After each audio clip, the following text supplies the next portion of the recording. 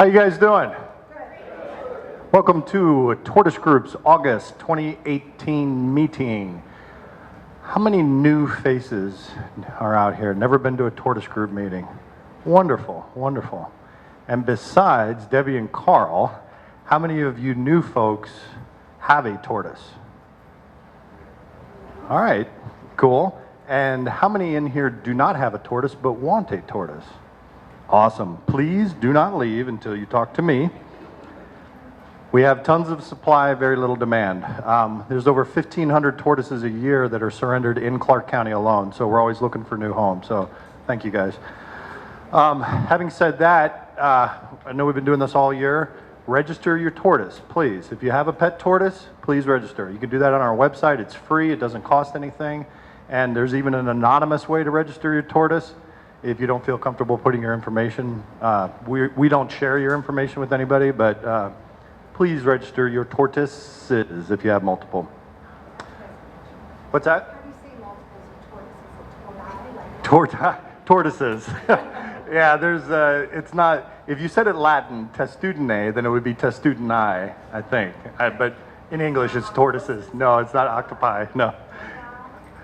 No, it's not torti, to the best of my knowledge, but if enough of us start saying torti, then it becomes vernacular, so if you guys haven't seen, this is Hannibal up here. Hannibal is huge. Hannibal weighs, what, 21, 22 pounds?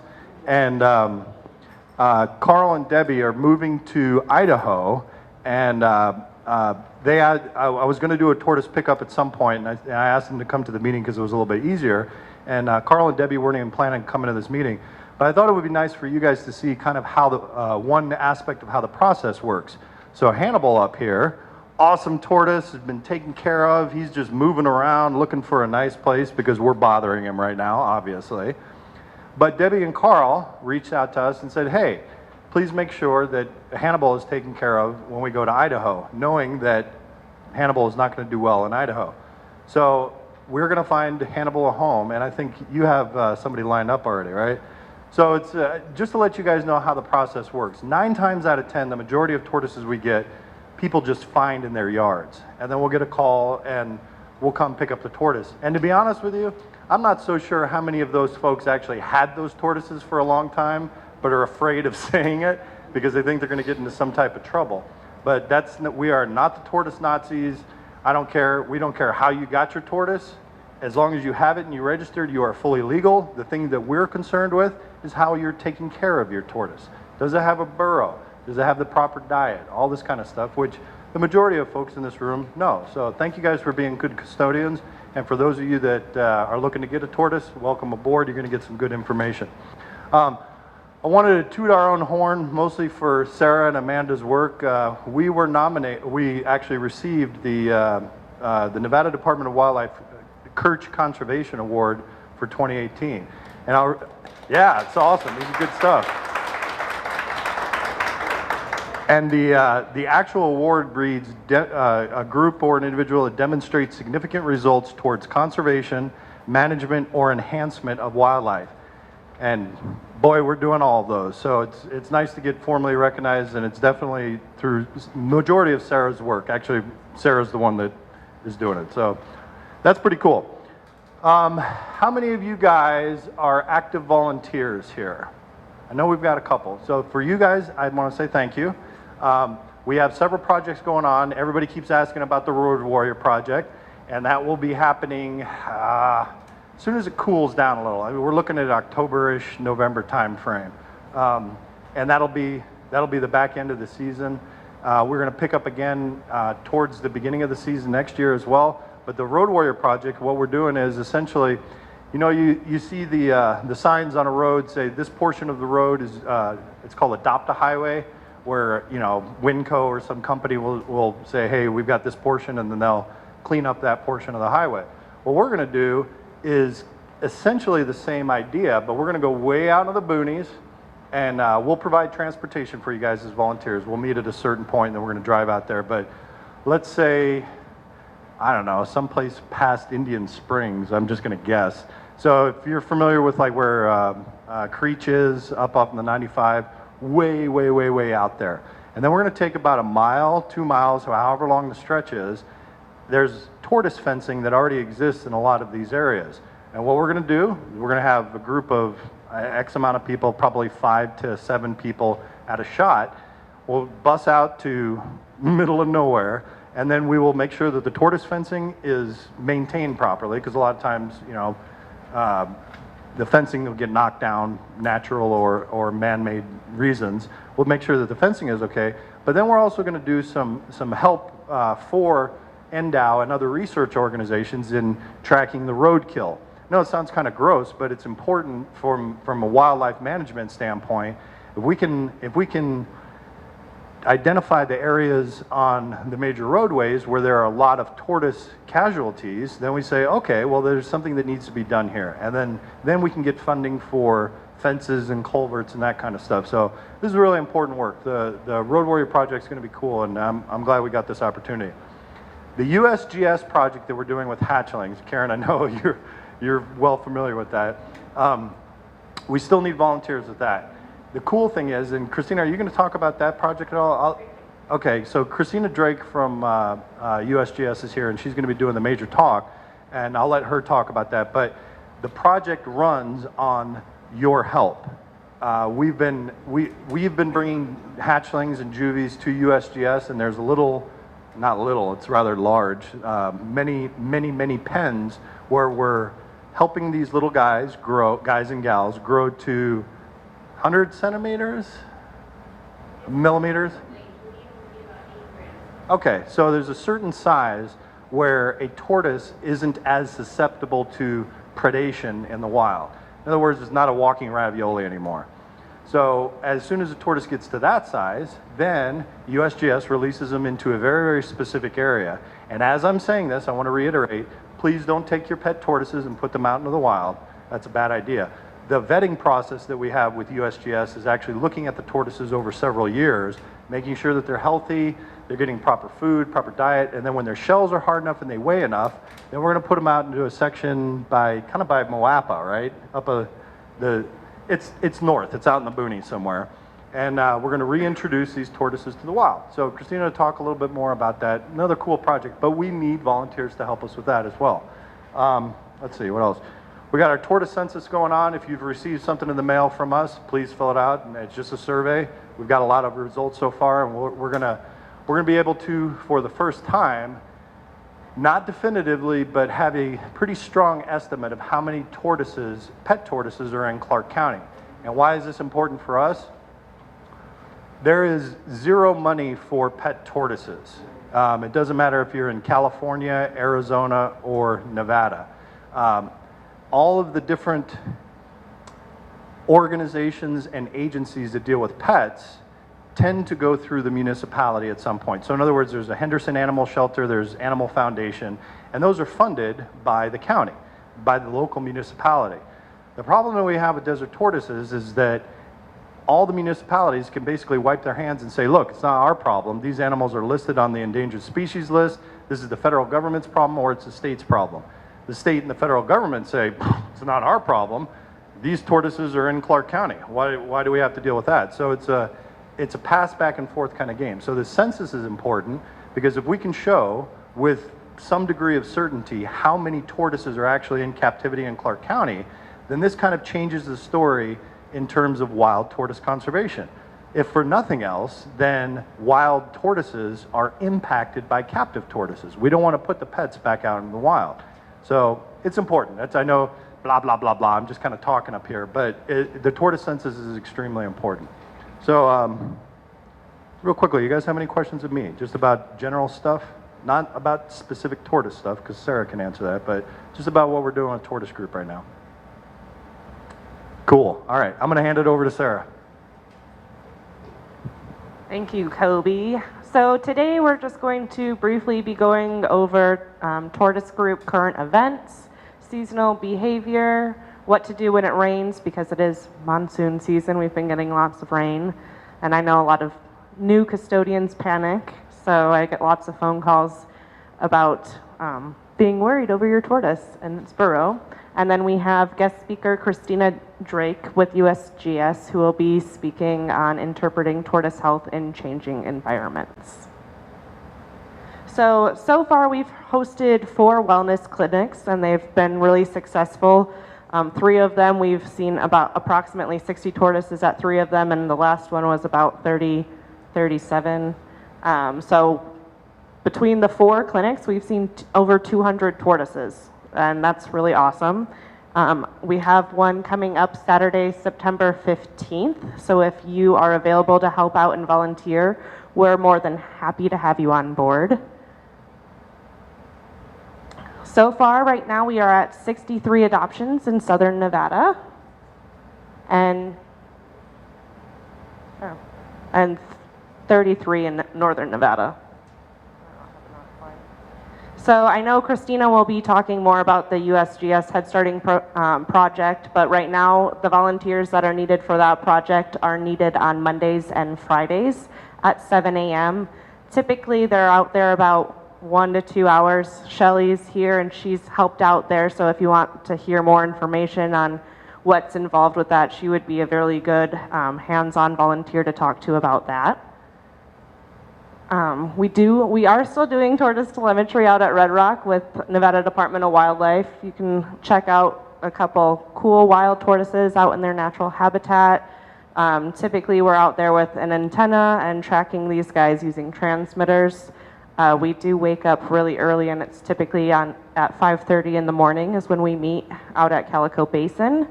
And we're usually out there for about 2 to 4 hours. So got to have your hiking boots on and ready to trek all over the desert, because these guys are pretty impressive climbers. And as always, we still have a need for help at our emergency habitat, where we keep tortoises in the interim. When we pick them up before they're rehomed, they stay at our emergency habitat. Our volunteers meet there Monday, Wednesdays, and Fridays. Right now it is still 7 a.m. because it's so hot, but once the temperatures cool down a little bit, the start time will switch back over to 9 a.m. And I know a couple of you have been out there, and I appreciate your help, so thank you for being true to Tortoise Group and going and taking care of the tortoises, because we cannot do this without you. So thank you very much for all of your help. Oh, and there's 33 adoptions in Northern Nevada. I knew that it was somewhere. And we're actually going to be Kobe's going to be taking 10 more up in about a week or so. So that's awesome. Northern Nevada is doing great up there. So summer behavior, it's hot, hot, hot. I think we all know that. It's very hot today. So with this heat, a lot of times tortoises are not as active and will spend more time in their burrow. I get a lot of phone calls of people being worried if they haven't seen their tortoise in a couple days. At our last meeting, I had one custodian tell me that their tortoise was down for 3 weeks before they saw him during the hottest part of the summer. So it's not uncommon. No need to worry. If you are worried, there are different ways to check on your tortoise, but typically they'll be most active in the early morning or in the evening this time of year. So estivation, what is estivation? So when your tortoise is spending more and more time in its burrow, the couple of days to even a couple of weeks, we call this estivation. And estivation is when an animal goes into a state of dormancy to lessen the amount of energy that they're using. So it costs them more energy to come out and browse for food and eat food than it does just for them to remain inactive. So that's why they're spending so much more time inside their burrows. So as I mentioned, it conserves energy and it costs more energy to come out and browse. So it makes sense. They're skipping the workout, they're just sleeping in. If we don't want to be out in the heat, neither do they. So specific temperatures to look out for, 95 to 101 is close to dangerous. That's when you should be keeping your radar on. 103 is typically when we start seeing signs of overheating. And signs of overheating on a tortoise, they can be frantically struggling to dig or escape the heat. So the burrow is really important for them to have in order to escape these extreme temperatures. They can be hot to the touch, they can be frothing at the mouth, and oftentimes they'll even void their bladders. So I do get a lot of phone calls about the rain, especially we do have some heavy rains come down when it does come down. And there are a couple different things that can be done to help prevent your burrow from flooding, but every burrow can be at risk. Tortoises do instinctively can sense when it's going to rain, so oftentimes they do come out when it's raining. So you might be seeing your tortoise a little bit more when they sense these oncoming rain. Go ahead. So some people, what they'll do is they'll take a precaution and they'll put a tarp over their burrow to keep it nice and dry. You want to make sure that water's not flowing down into the burrow. You want to make sure that you're checking inside the burrow to make sure there's no standing water, using a flashlight to look down into the burrow. It's okay if it gets a little wet, but you don't want standing water in there. And if your burrow is flooded, then that would be an emergency case, and you want to go ahead and dig it up to make sure your tortoise is okay. So if water is present and your tortoise is out, you know, you can take your tortoise inside temporarily and keep it there safely. And you can take a look at different instructions on our website on how to temporarily care for a tortoise indoors. I'm sure a lot of you are familiar with having to keep your tortoise in a bin to transport it to a clinic or to the vet, or you just have to keep it inside because it's maybe sick or in recovery for some type of surgery. Those are really the only incidents that tortoises should be inside. They should be outside a majority of the time. So now we'll be introducing Kristina Drake. Kristina has worked as a biologist with U.S. Geological Survey in Henderson, Nevada since 2004. She has spent much of her career working with tortoises and turtles, largely focusing on the Mojave Desert tortoise and their habitats. Kristina and colleagues have been working on improving what we know about tortoise physiology, health, and how tortoises respond to disturbances in their environment. Today, the title of her talk is Interpreting Tortoise Health in a Changing Environment.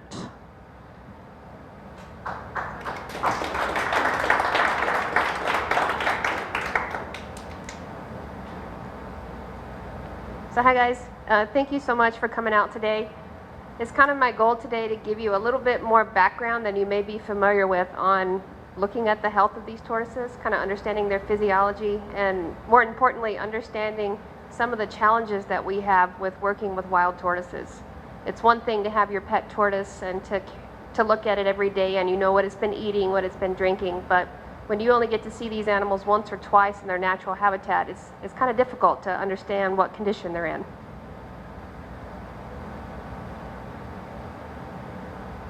Sorry about this, I forgot my slide projector thing today. So, as I mentioned before, sometimes we only get to see these animals once or twice. So at a quick glance, this individual might look pretty healthy. He's got some nice fat and muscle on his legs and his head. It looks like a pretty good wild tortoise. But if we're trying to understand what's potentially stressing this tortoise, it's kind of a Pandora's box. We really have no idea. So one of the things that we've been trying to do is develop a number of blood panels where you could take a small blood sample from these tortoises and maybe understand, is it struggling with drought? Has it been exposed to a pathogen and might have a low-level disease that we just can't see? There may not be the swollen eyes and the nasal discharge that you're used to seeing with mycoplasma infections. These guys eat balloons and a number of pieces of trash out in the desert, and you're not going to know that unless you actually see the balloon pieces coming out. So today I kind of want to walk you through some of the challenges of looking at their health, and you'll notice this is not a tortoise, and the reason for that, this is a pond turtle on my last trip to the Everglades, but the reason for that is everything I'm going to talk about applies to all turtles. Tortoises are turtles, but not all turtles are tortoises. Little random factoid there. Tortoises are kind of a specialized type of turtle. And more importantly, it really applies to all reptiles. We know a fair amount about human biology and health, and we know even more, or a little bit more about wildlife mammals, but when you kind of scale it back down to reptiles, we really don't know a whole lot. I'm want to walk you through a couple of examples of some things that my colleagues and I have tried over the years, and then kind of end with what we're doing right now and maybe talk about some of those volunteer opportunities that Kobe mentioned. So here's kind of a typical thing that we're tasked with. This is the solar field that was going in Ivanpah Valley. So if you're in Las Vegas driving towards California, it's one of those big solar fields right before you get to the state line. And the folks that were involved with this solar field asked us, we need to understand what are the human impacts to tortoises. It's kind of a vague statement, but those are the things we get asked to do. And when they mean impact, what likely happened is all the tortoises that lived where that solar plant is now were probably located and then moved to habitat adjacent to this solar field. So you can see there's a lot of things going on in this valley. There's a train tracks, there's power lines, there's roads, there's often invasive plants, so their diet's probably changed a little bit. These guys may have lived here for 40 or 50 years in this same spot, and then now we've moved them, so their neighbors and their social structure has been disrupted. So you've got a lot of different stressors that we kind of have to tease apart. So for us to say that the solar plant specifically had an effect on tortoises is pretty difficult. Kind of the next thing is move into the tortoises' biology. These guys are resource deficient. There's not a lot of food and water out there most of the time. Occasionally we have some good years, but there's not a lot to work with out there. They respond slowly, they're tortoises. We know they're slow moving on the ground, but I'm talking about at a cellular level. What might take us or other mammals a couple of weeks to kind of target a pathogen in us and get rid of it could take these guys a year and a half. They can be very slow. They also have a low surface area to volume ratio. All I mean by that is if you're looking at a tortoise to try to understand how healthy is it, it's mostly a shell, a head, and 4 little legs. So there's not a lot there to physically kind of turn around and look at to see problems. And the next thing is probably I think one of the neatest factors of tortoises is they have a reduced metabolic capacity, and that goes right back into what Sarah just mentioned about estivation. So when times are tough, there's not a lot of food or water, they kind of dial back their metabolism as much as they can and go back into the back of their burrow and just wait it out. It's a fantastic evolutionary advantage for these. That's how they've made it, living on the edge in the desert for millions and millions of years. But because of that change in their metabolism, they do that with kind of this trade-off of their behavior, their physiology, and their metabolism. Kind of just not going very far, stand in the back of the burrow with their behavior, and then slowing everything down as much as they can to conserve the resources. But when they do that, it creates these huge seasonal and annual variations. So if you were to measure something in their blood, you might get huge spikes in the spring, and then it drops down in the summer when they're not doing a whole lot, and then it's back up again in the fall. So if you measured one population in April and you didn't get to the next one until June, you can't really compare those because the physiology of the June population might be a lot lower. And we know they're slow-growing, long-lived animals. Kind of the next thing you want to think about is what options do you have to assess their health? You can look at them. You can do everything that your doctor would do to you if you go to if you're sick. You can take some blood and look at your white blood cell count, your biochemistry, your calcium levels, potassium, that type of stuff. You can look at different immune cells if you've been exposed to any toxins, and then kind of all these things, they get kind of more sophisticated as you go down, all the way down to gene expression, gene transcription. Or if you had a gene mutation, trying to figure out why it is you have a skin rash on your skin. All of these things were developed for humans and have been adapted pretty well to mammals. And we use them for tortoises, which is great because we've learned a lot over the years, but one of the challenges that I've found is interpreting the information you get. So sometimes you get these really high values and these really low values. Well, what does that mean? Does that mean that this tortoise has kind of dialed back his metabolism that I talked about earlier, and that he's really up here, but at the time I sampled him, he's not quite up to speed with everyone else? Or does this guy have a disease that I'm unaware of that he's fighting? And so it's kind of difficult. It's not as straightforward as it might be with other mammals. So let me give an example. This was a project that we were asked to do in the early 2000s. This was Fort Irwin military base. So Barstow, California is kind of right off the page here in Southern California. And they decided they needed to expand their training program and were worried that the tanks and some of their other training activities might injure the tortoises. So they were going to move the tortoises out of harm's way into another area. And part of that program, they asked us, we want to know, does just moving a tortoise to a new habitat cause it any long-term stress? Seems like a straightforward question to me. So the way we decided to set this project up is we'll go out and we'll take some blood and we'll just measure their stress hormones, just like you would do if your doctor thought you were stressed. So we measured the animals that were removed from this little yellow box. We sampled animals that they were going to get moved on top of. Those are animals we call residents. And then any good study design is going to have a control. So we also found tortoises that were kind of living in the same general area, but they weren't going to be impacted by those animals that got moved. Because what happens when you move the tortoises, that's what these big blobs are, they kind of increase their movements and activity for a couple of years, and then they settle down and kind of establish their smaller home ranges. So here's what we found. So corticosterone is the stress hormone in tortoises. It's cortisol in humans and other mammals, almost exactly the same thing. It comes out of the adrenal glands just like ours does.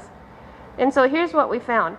In 2006 and 2007, those are the years before the move, you can kind of see there's quite a bit of variation. Generally, males are higher in their stress levels than females. That's true for most of us.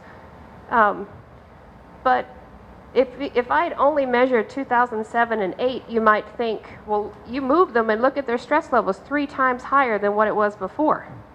And based on this study, I can say, no, we didn't find any effect of moving tortoises. And the reason for that is all 3 of those groups, our controls, our residents, and our translocated, had exactly the same kind of profile. What happened was, you would think in years of low food, low water, these tortoises would be stressed. And they very well may have been, but because they didn't move around much. They were just hunkered down at the back of their burrow. So their stress levels were low. In the good years, their stress levels were high. So we're just kind of sampling metabolic output right at this point. So this was a great study in teaching us that you're really going to have to measure more than just one thing. You're going to have to measure kind of a panel of things to try to capture where these animals are on their metabolic output. Here's our next approach. We thought, well, maybe we need to work with animals that we know have problems in more of a captive setting. So we were able to locate some animals that had mycoplasma infections. That's the bacteria that causes the respiratory disease in tortoises. And they were housed at what used to be the Desert Tortoise Conservation Center here in town. So after 2 years of care from veterinarians, they still weren't getting any better. These guys were kind of on the far end of being unhealthy. They were in a pretty bad shape. So we thought these might be good candidates to take a sample from and compare them with wild tortoises. And I said wild tortoises. The reason for that is there's no gold standard for health. There's no publication or no vet that I can go to that says, what is the definition of a healthy tortoise? We know in captivity, if you feed animals the right foods and they have a good burrow and you do everything you're going to do, your tortoise is more than likely going to be healthy. But for wild tortoises, it's a little different because there's so many unknowns that we have for these animals. So we decided to work with a population of tortoises that my colleagues and I have been out there for 12, 13 years at this point. But we know about as much as you possibly can from a wild tortoise population. I'm almost on a first name basis with these guys at this point. But we thought, and I know there's never been any diseases that we're aware of out there, so they were a good candidate for a comparison. So here's what we did. We gave them a physical exam, just like you do at your health clinics, and kind of looking at everything that you can check out on a tortoise. We also took a blood sample, and instead of measuring one thing, we measured 40 things. It's pretty much the same panel your doctor would order for you if he wanted a comprehensive blood exam. Then we decided to get a little fancy. I'm not going to waste your time going into the details, but basically you can look at certain genes in your body, and when they change, what they're doing is they're kind of reacting to a stressor in that cell, and they're actually going to make a protein that will try to neutralize whatever the stressor is, whether it's a pathogen or just your overheating, that kind of stuff. So we chose 11 genes that we thought were important for tortoises and kind of added this to the mix. And then we also wanted to screen these animals for that bacteria that I mentioned that causes that respiratory disease. It's called mycoplasma. There's a couple of species here. And then tortoises can also get a test-tubed herpes virus occasionally. So I put this slide on here. Obviously, the sicker tortoises had a lot of swelling in their eyes and some nasal discharge. And I put this slide on here because I wanted to point out, you often think about these conditions as being a direct result of the disease. And that's really not what's happening. The bacteria and the disease process is causing it, but this is the tortoise's own immune system that causes the runny nose and the puffy eyes. This is their body trying to fight off whatever it is that they might be infected with. So here was kind of our next approach. These are your white blood cells and your red blood cells. These are kind of things that are going to be fighting an infection. And you would think that sick tortoises should have higher numbers of these cells because they're trying to get rid of that bacteria. And when you kind of map it with a fancy analysis here, you see that our two groups of animals separated beautifully, and we're like, yay, this is great, you know, this will be helpful. But when we had a chance to look at the counts, instead of being higher, all of the clinically abnormal or our unhealthy tortoises had much lower cell counts than our healthy animals. So that didn't really help a lot. If you didn't really know the background of your tortoises, you would really have no idea what was going on. So kind of moving on to our biochemistry, we measured all of these things in the blood, thinking that surely something's going to pan out. Absolutely no difference between these animals, between their plasma chemistry. The only difference we found was that female tortoises had higher calcium and cholesterol, which they need to make eggs. So moving on to what we found in our genes, this actually worked really well. We had some nice separation of our groups here. You can kind of see all of our clinically normal or our healthy tortoises were in green. The other ones are in blue. But if I hadn't have done all of those other sampling events, I probably couldn't understand it. So we know it's difficult. It's frustrating because I feel like we're moving at a snail's pace in reptile health. But one of the smarter moves we made a few years ago was, instead of working with adult tortoises that have who knows what going on with them, let's work with small tortoises that we know where they started from, what they're eating, what they're exposed to. It's been a much more successful process this way. And let's do something where we know there's only like one stressor, and let's make it kind of important for tortoises everywhere. And that's looking at, what we decided to do was look at what happens when you change their diet. Pretty simple, straightforward question. And the reason for that is, when you get these fires out here all over the West and the Mojave Desert in particular, you get these invasive grasses that come in. This is red brome. It's native to the Mediterranean. It grows very well here. But the problem with this little grass is, you can see it dominates the landscape. So it's basically removing all the native plants that these tortoises would naturally be eating. So this is all that's left for them in a lot of areas. So it's important for us to understand what's happening for the health of these animals if they're stuck living in an environment like this. So to do this experiment, we grew a bunch of plants out in the greenhouse. This is actually brome when it's nice and green. It only stays green for about a month, and then it turns to that reddish brown color. But you can see we grew a mixture of forbs. Tortoises need a mixture of food plants. That's the one little nugget that I hope you share with your neighbors and your friends, is they really need a diversity of plants. So thank you to Tortoise Group for providing that list on your website. It's probably the #1 question I get asked is, what do I need to feed my tortoise? So I'm happy to just direct them to your website now.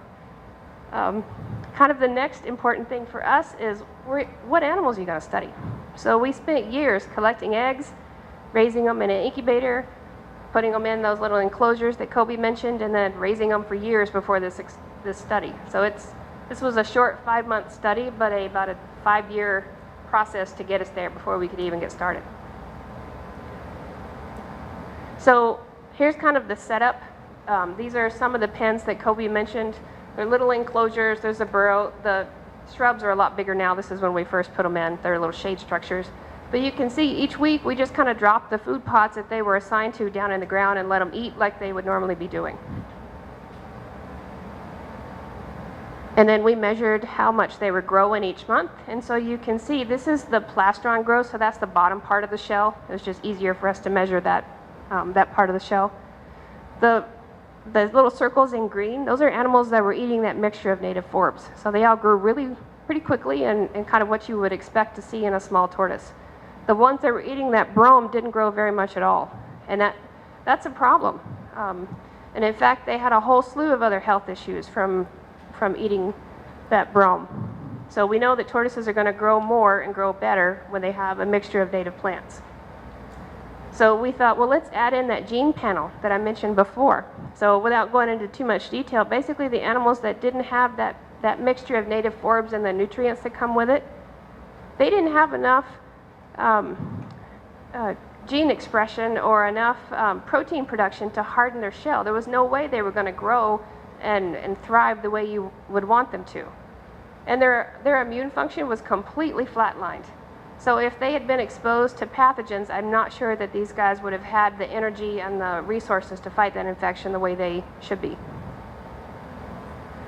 So kind of what that means in the bigger scheme of things is when you have these valleys like this, I feel pretty confident in saying small tortoises are probably not going to thrive there. And what's equally important is when you're telling your friends if they have Bermuda grass in their yard and that's it, there's no other food plants that they're letting them eat, it's kind of the same effect. Or if they're just feeding them iceberg lettuce, there's not a lot of nutrients in lettuce. So they really need a diversity of food plants to make them grow strong and have the immune function that they need.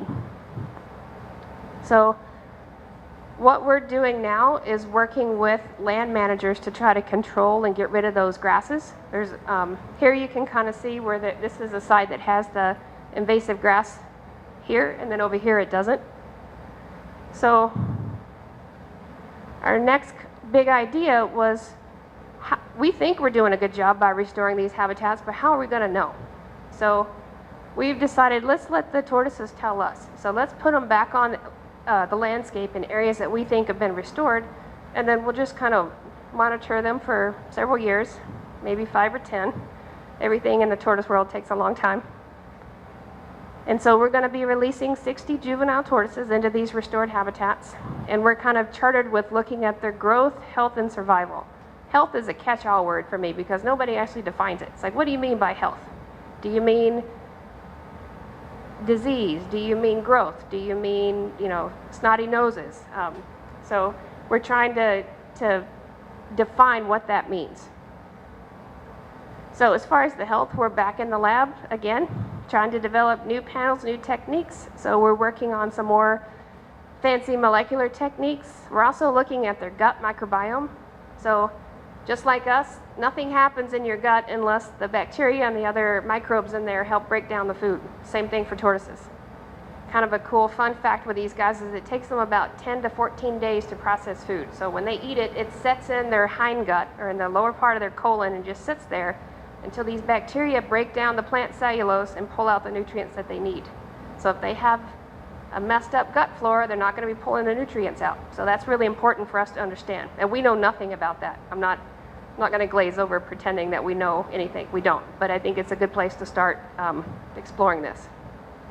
So thank you guys so much over the years for helping us bring in tortoises. You guys come out every week and help us feed and water and maintain these animals. We have been thoroughly vetting and screening these animals for a couple of years getting ready for this experiment. And that's really all you can do is time and patience and persistence with trying to pick out the best of these animals. And so you guys have definitely provided the first cohort, and I'm sure as soon as these animals are moved, you'll be able to come out and help with some different volunteer opportunities. I want to back up and show you. Oops, sorry, I'm going the wrong way. When we release these tortoises, they're going to have a little radio tracker kind of glued to their butt here. And so that's one of the 3 reasons why we have to raise them to a certain size. The first is you don't want predators to get them.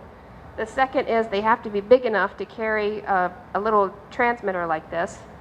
And then, I forgot my third part there, but anyway, sorry, it's gone. So I think that was kind of the end of it, and I Thank you guys so much for letting me come out and talk about this.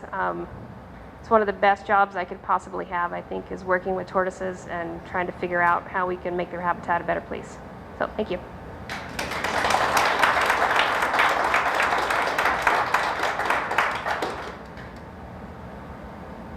Does anybody have any questions? Sure. Okay, so you talked about all the different native plants and them having a variety. So because this is a really good growing time right now for things like this, totally different than those that have the little things. But like we'll eat everything that's in the landscape. Is that okay? Yeah, I mean, it's, you know, as long as he's got food, he'll eat if he wants to eat. He's not like Yeah, I mean, it happens. You have a question? What if your tortoise wants to stay in the house or outside? I get that every day. Mine's banging on the back door wanting in. Is that okay? Well, I mean, they need to be outside. They need the UV light. Right. Um, so, like, if you want to bring them in for 30 minutes and then make them go stay outside, that's perfectly fine. Mine comes in every day for about an hour, and then I make them go back out. So. The more you let them in, the more they'll want to come in, I think.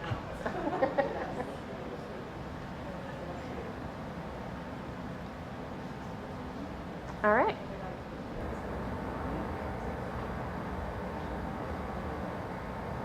Does anyone else have any other questions? Awesome. Oh, Talk more about the volunteer opportunities. sure, yeah.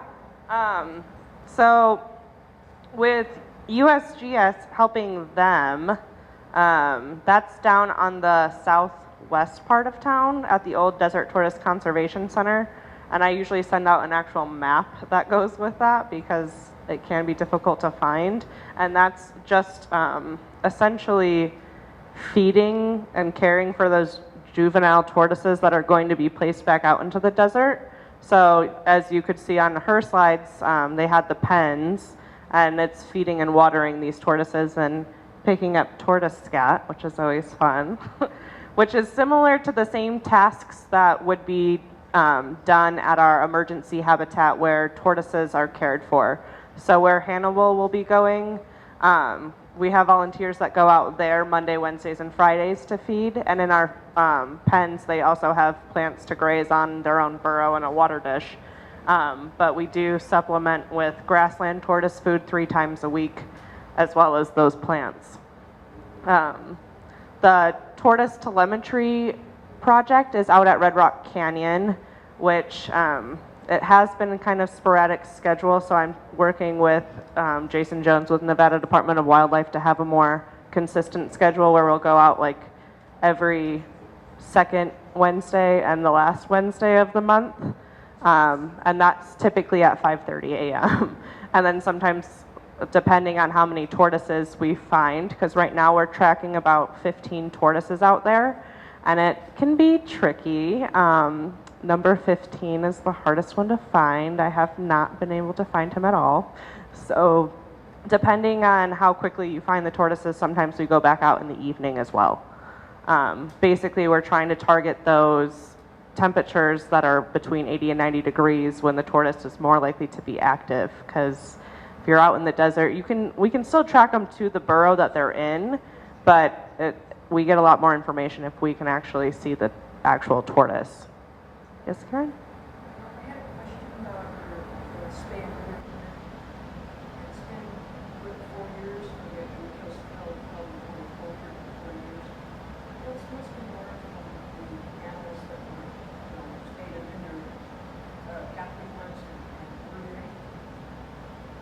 there any, what was the outcome in general? Do you want to answer this?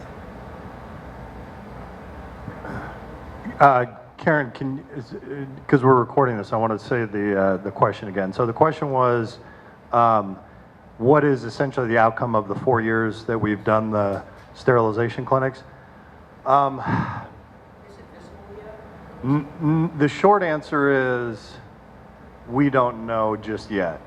But it's kind of like going to the gym. You know, you go to the gym, the first 3 weeks sucks, and then you get into month 2, you don't really see any muscle or weight loss, but you know it's a good thing. And then it's going to take a couple of months for you to actually physically start seeing things. Stretch that out over several years. So I can answer your question in a whole bunch of different ways, but I'll make it the simplest. The original idea, oh, hey, buddy. I want to make sure I don't step on him.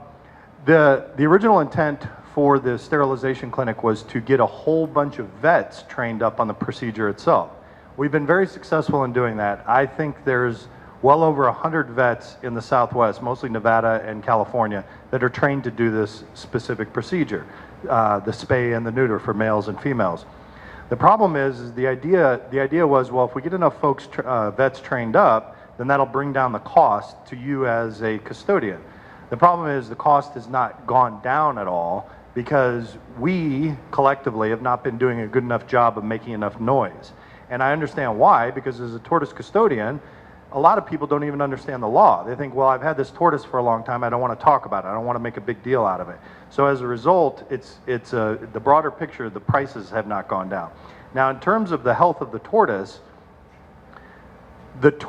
that we have sterilized, knock on wood, I don't think that there are any negative physical things that have happened with all 4 cohorts that have gone through.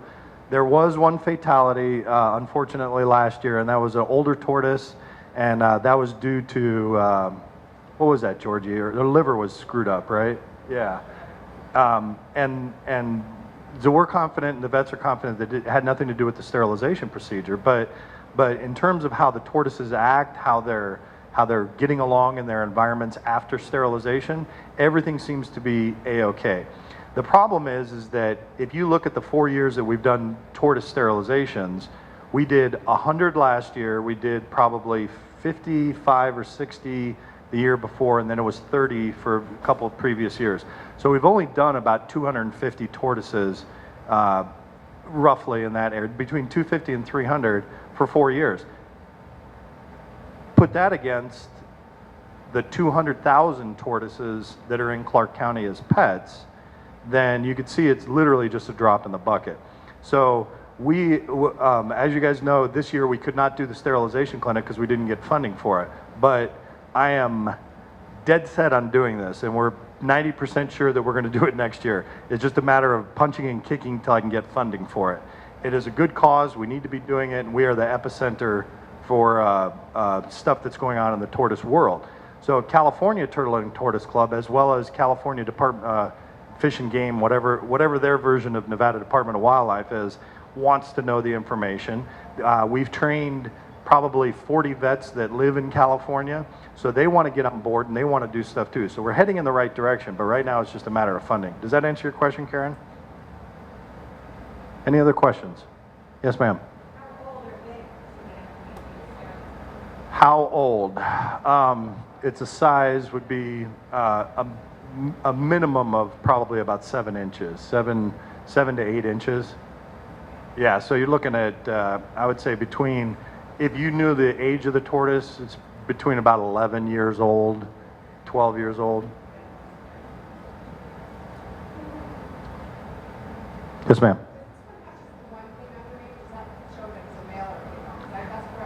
Yes, he is a male, and you can tell with Hannibal very easily he's a male. It's the gular horn as it comes up. It is bifurcated, I think that's the word, but yeah, it is.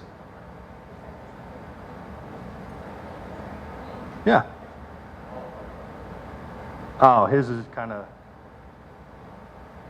what do you call it? Just kind of.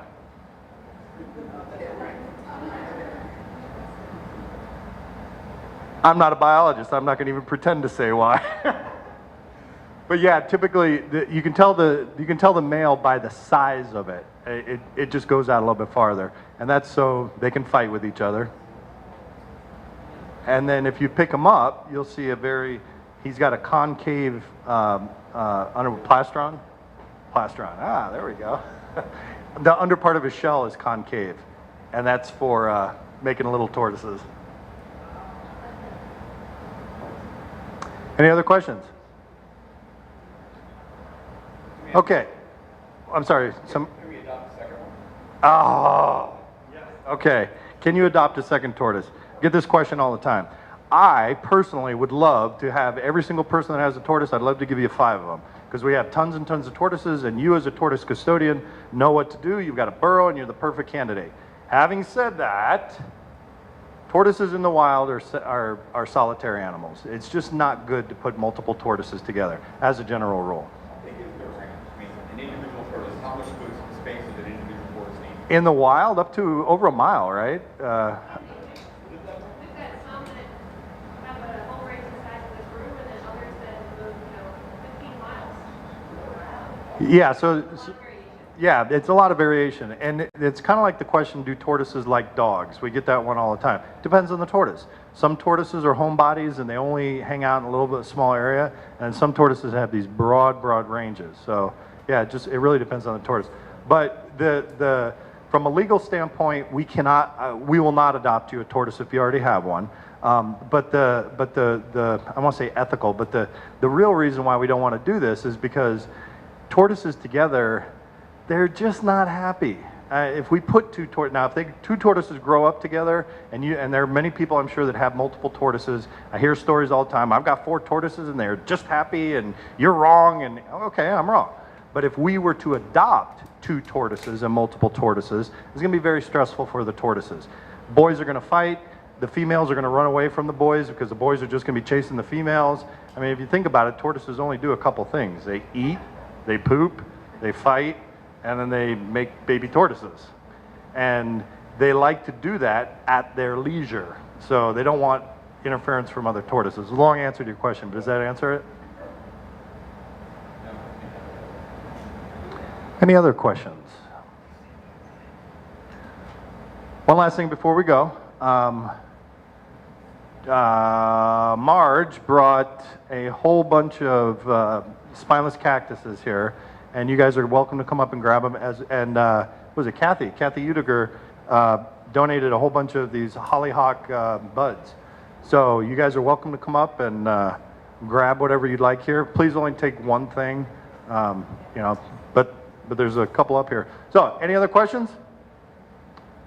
Thank you guys that volunteer. Thank you guys that have tortoises. Please, please, please use our website as a resource and just spread information about tortoises. There's a lot of people in Clark County and around Nevada that just don't know, and you guys are prime conduits of information. So, yes, ma'am. In our Hannibal Times, a little newspaper in the front, there's an article in there about a road we're going to be on this summer, end of the summer, early fall. And they need 10 miles of tortoise fence built. And deer fence too, because it's going to be in the curves and the slots where they can cross. And how do I find out how I can? That's a good question. So the question was about Nye County, primarily, and it's only because of the staff that we have. We only have 3 actual workers for Tortoise Group. We work mostly within Clark County, but the question was about Nye County, the development of some roads. I think that road that you're talking about is 161, the 160. Right, okay. So I would recommend probably getting with NDOW, Nevada Department of Wildlife, and Jason Jones and Joe Barnes are the folks that we work with. DOT is part of that project as well. So, but NDOW would be the animal part of, because NDOT is going to push you to NDOW. So, and I don't know what Nye County actually does with that, so I can't speak to that, but NDOW would probably be your best resource. Any other questions? Thank you guys for being part of an awesome thing. Right on. Have a good day.